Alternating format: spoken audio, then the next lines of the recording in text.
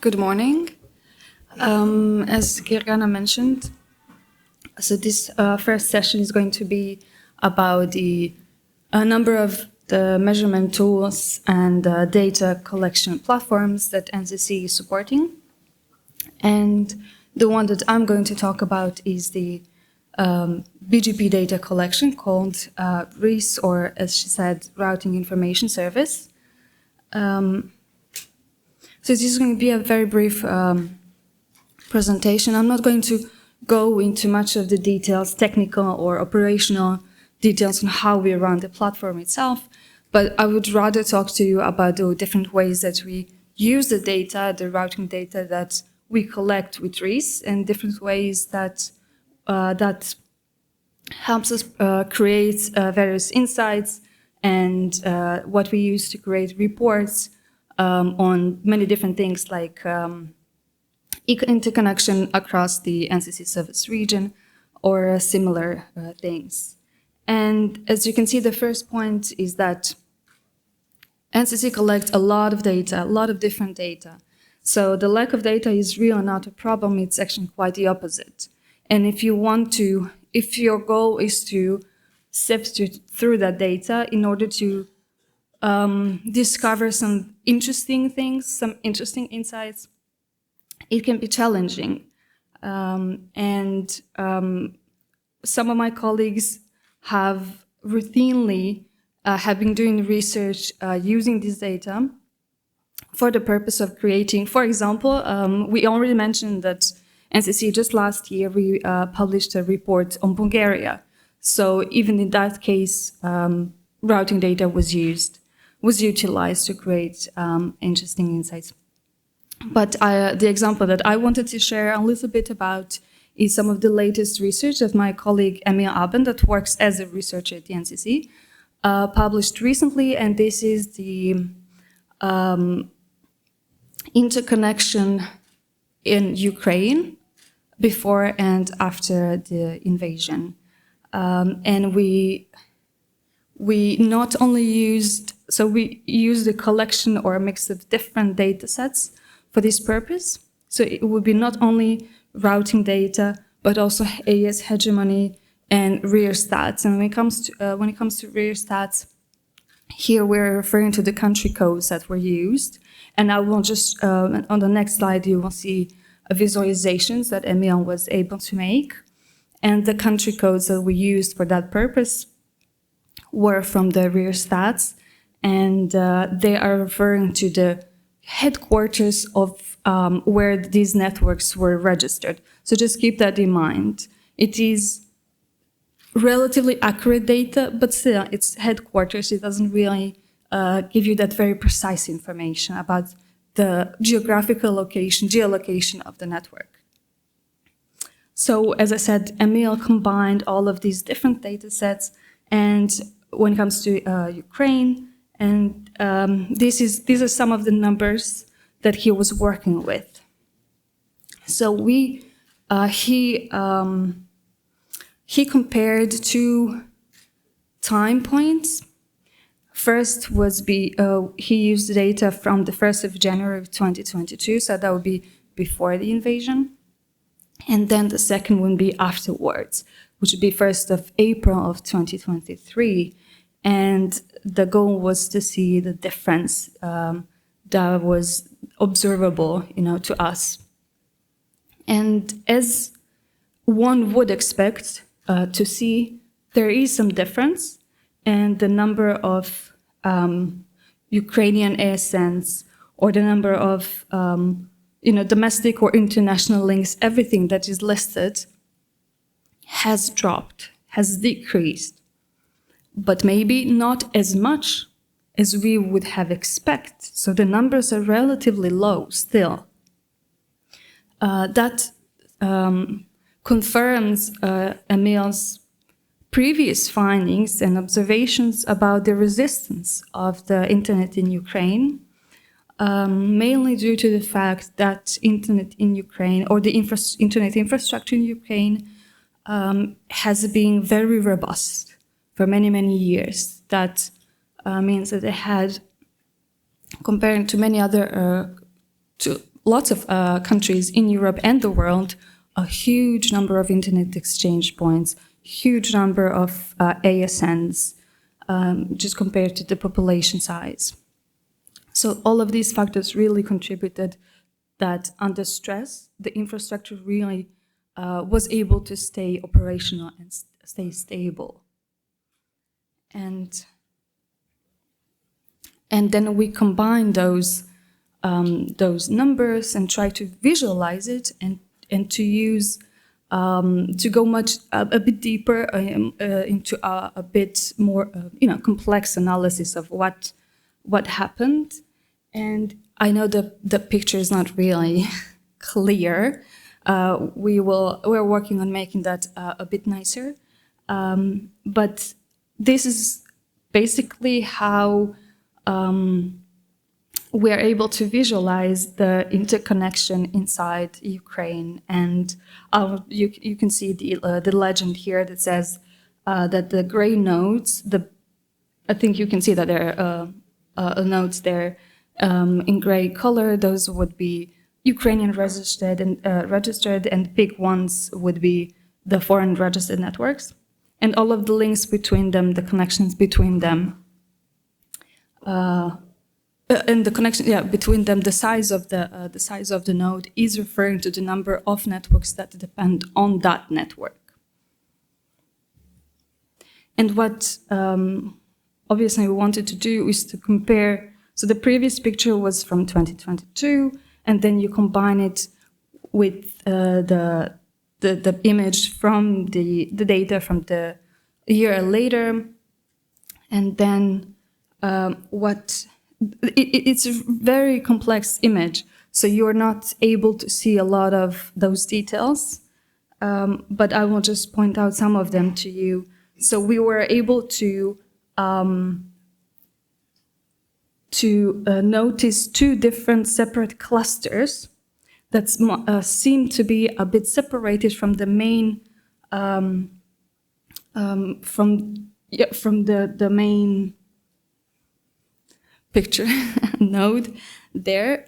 So the first one that I'm pointing out is the Crimea cluster that is connected to the rest of the Ukrainian internet via Russian network. And the same goes for the Donbas cluster that is also a bit separate.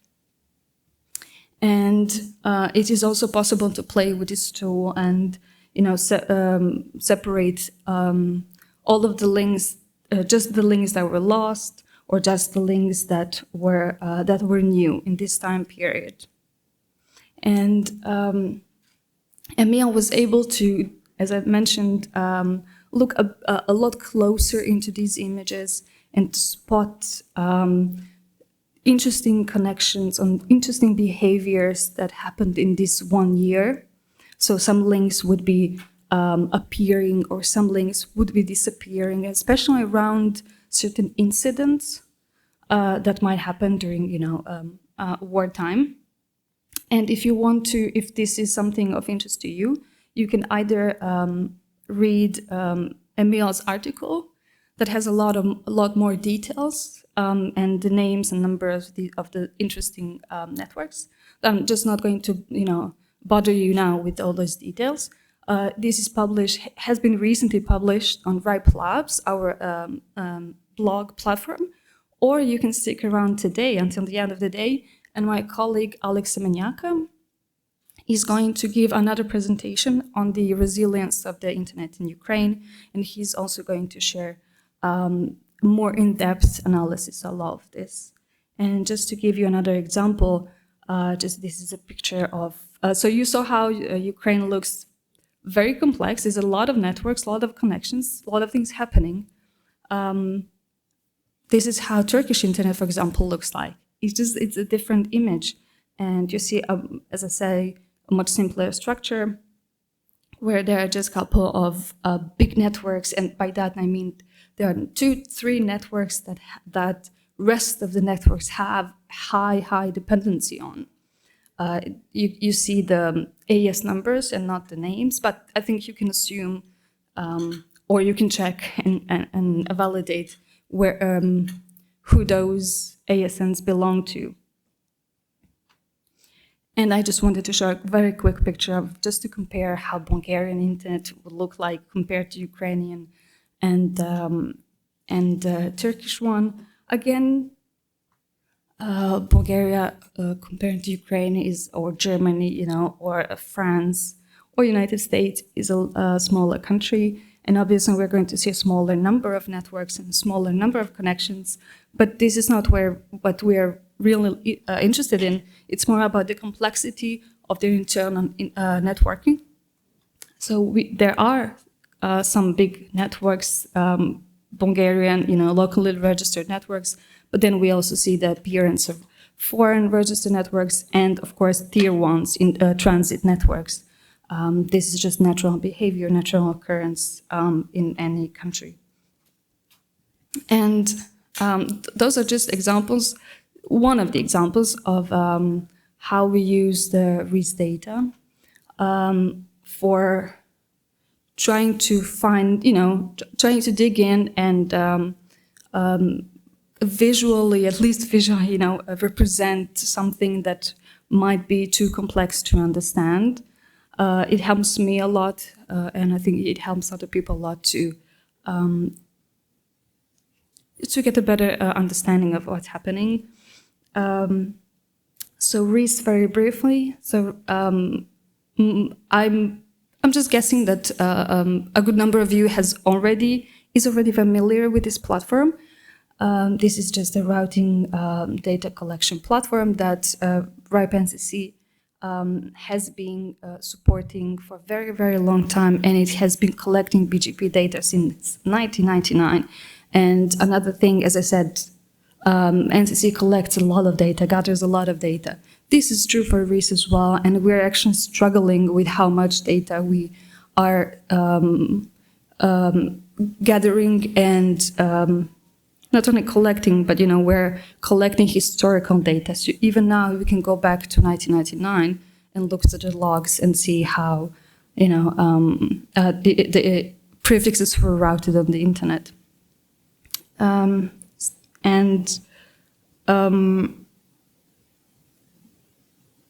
So RIS, the goal of the RIS, or the purpose of the platform is to.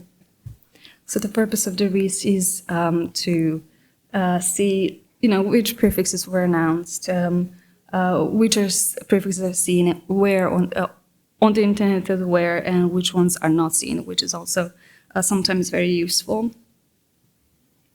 And the reason that this project even exists, or why NCC chose to start collecting BGP data, is that simply internet routing system doesn't or never had a built-in security mechanisms, and the purpose of the whole effort is that by shining a light on the internet, on the routing system, is to bring out kind of bad behaviors, and if we are able to see it, we might be able to do something about them, to fix them. Maybe not prevent, but fix them definitely. So this is security by visibility, basically. And the idea, the greater visibility we do have in the system, it really lowers. At the end, it's supposed to lower the risk of a potential, BGP hijacks or similar routing incidents. And RIS is a good platform, or good source for both network operators, like many people are in the room, but also, as I mentioned, for researchers that are able to combine the RIS data with maybe RIPE Atlas data or many different sources, and to really bring out some interesting stuff. And for network operators, I just listed some of the potential uses. And when it comes to how to use RIS data, you can use the raw data, you can use the live stream or the RIS query. We also have the visualizations available in a separate platform supported by NCC, which is called RipeStat. And after me, my colleague is going to talk more about that platform itself. But just to mention that RIS is the kind of source, one of the sources for this platform.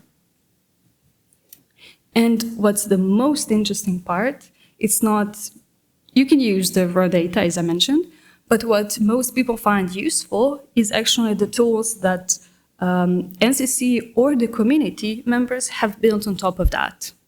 And those are the tools that you might have been more familiar with. So that would be, so RIS is used as one of the sources for the bgp.he.net or BGP Alerter, or the CAIDA and Internet Health Report tools as well. And we're always very appreciative of anyone from the community that looks into these tools or is developing them and is putting them up for the rest of the community to use.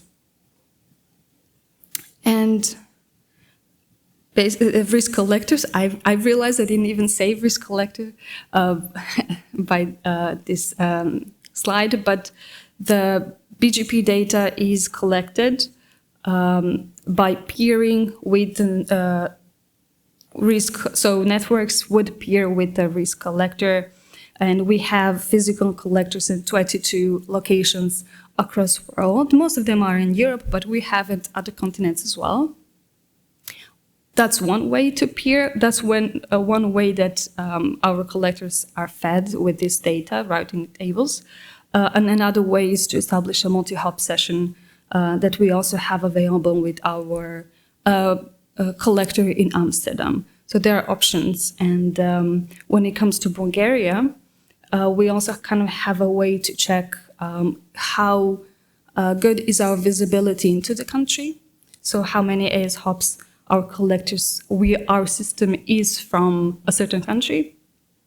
And when it comes to Bulgaria, we do have a pretty good visibility. So at the moment, we are not actively looking for new peers.